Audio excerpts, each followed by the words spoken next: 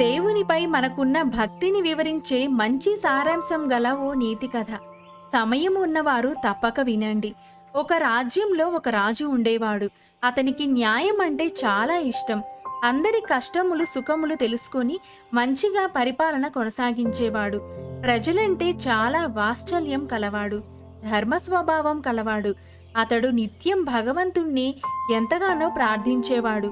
రోజు చాలా శ్రద్ధగా భగవంతుణ్ణి పూజ, స్మరణం, నామజపం చేసుకునేవాడు.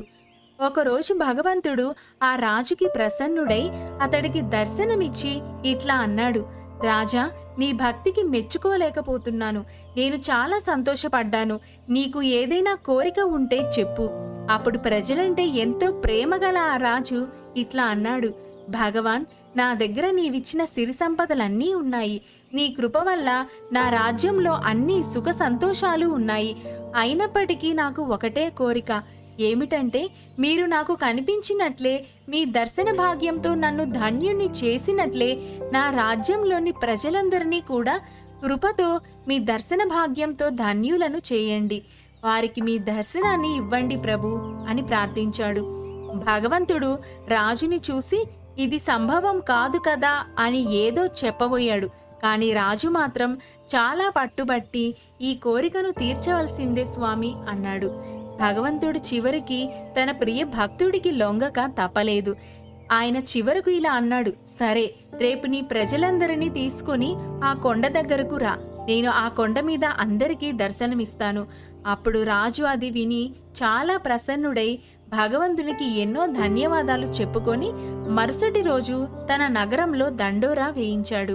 రేపు అందరూ కొండ దగ్గరికి రాజుగారితో పాటు వచ్చి చేరవలసిందేనని, అక్కడ మీ అందరికీ కూడా ఆ భగవంతుడు దర్శనమిస్తాడు. ఇది రాజుగారి ఆజ్ఞ అని దండోరా వేశారు. రెండవ రోజు రాజుగారు తన ప్రజలందరినీ తీసుకొని కొండవైపు నడవడం ప్రారంభించాడు. నడుస్తూ నడుస్తూ ఉండగా కొండదారిలో ఒక చోట రాగి నాణేల నిధి కనిపించింది. ప్రజలలో కొంతమంది అటుగా పరిగెత్తడం మొదలుపెట్టారు. అప్పుడు జ్ఞాని అయిన రాజు వారి అందరినీ సమాధానపరచి, అటువైపు ఎవరూ దృష్టి పెట్టవద్దు. ఎందుకంటే మీరు అందరూ భగవంతుణ్ణి కలవడానికి వెళ్తున్నారు. ఈ రాగి నాణాల వెనకాల పడి మీ అదృష్టాన్ని కాలదన్నుకోకండి అన్నాడు. కాని లోభం, ఆశ వల్ల వశీభూతులైన ప్రజలు కొంతమంది రాగి నాణాల దగ్గరే ఆగిపోయి ఆ నాణాలను మూటగట్టుకొని తిరిగి తమ ఇంటి వైపు వెళ్ళిపోయారు. వాళ్ళు మనసులో ఇలా అనుకున్నారు: మొదట ఈ రాగి నాణాలను ఇంటికి చేర్చుకుందాము, భగవంతుని మనం తర్వాతైనా చూసుకోవచ్చు కదా అని. రాజు మాత్రం ముందుకు సాగాడు. కొంత దూరం పోయాక అందరికీ ఒక వెండి నాణేల కొండ కనిపించింది. మిగిలిన ప్రజల్లో కొందరు అటువైపుగా పరిగెత్తారు. వెండి నాణేలను మూటగట్టుకొని ఇంటివైపు వెళ్ళిపోయారు. వాళ్ళకి ఈ అవకాశం మళ్ళీ మళ్ళీ దొరకదు అని అనిపించింది. వెండి నాణాలు మళ్ళీ దొరుకుతాయో లేదో, భగవంతుడైతే మళ్ళీ అయినా దొరుకుతాడు కదా అని అనిపించింది. ఈ విధంగా కొంత దూరం వెళ్ళిన తర్వాత అందరికీ విచిత్రంగా బంగారపు నాణేల నిధి కనిపించింది.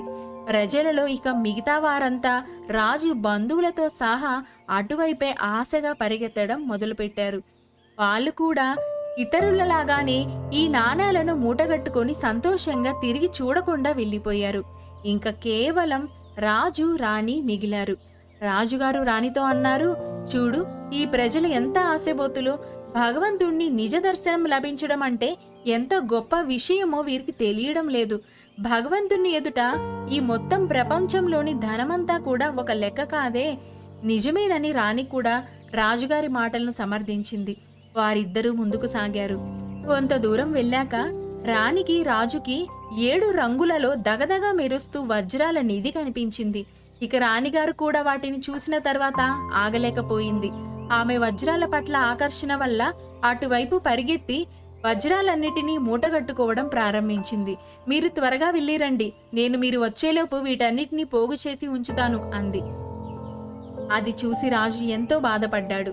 మనసు విరక్తి చెంది చాలా బరువైన మనసుతో ఒక్కడే ఒంటరిగా ముందుకు సాగాడు. నిజంగా అక్కడ భగవంతుడు నిలబడి ఉన్నాడు. రాజును చూస్తూనే భగవంతుడు చిరునవ్వుతో అడిగాడు: ఎక్కడ ఉన్నారు నీ ప్రజలు, నీ యొక్క బంధువులు? నేను ఎప్పటి నుంచో ఇక్కడే నిలబడి మీ అందరి కోసం ఎంతో ఆతృతతో ఎదురు చూస్తూ ఉన్నాను. రాజుగారు చాలా సిగ్గుతో భగవంతుని ముందు తలదించుకున్నాడు. ఇది చూసి అప్పుడు భగవంతుడు రాజుకి ఈ విధంగా వివరించాడు. ఓ రాజా, ఎవరైనా సరే తమ జీవితంలో భౌతిక సాంసారిక లాభాలను నాకంటే ఎక్కువ అని భావిస్తారో వారికి ఎప్పటికీ నేను లభించను, కనిపించను.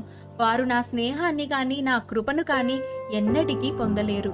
ఈ కథ ద్వారా మనం నేర్చుకోవాల్సిన సారాంశం ఏమిటంటే, ఎవరైనా సరే తమ మనస్సు, బుద్ధి, అంతరాత్మతో భగవంతుణ్ణి శరణు వేడుతారో, ఎవరు తమ లౌకిక మోహాలన్నిటినీ విడిచి ఇష్టంతో, భక్తితో భగవంతుణ్ణి కొలుస్తారో వారు అన్ని కర్మల నుండి విముక్తులై మోక్షాన్ని పొందుతారు.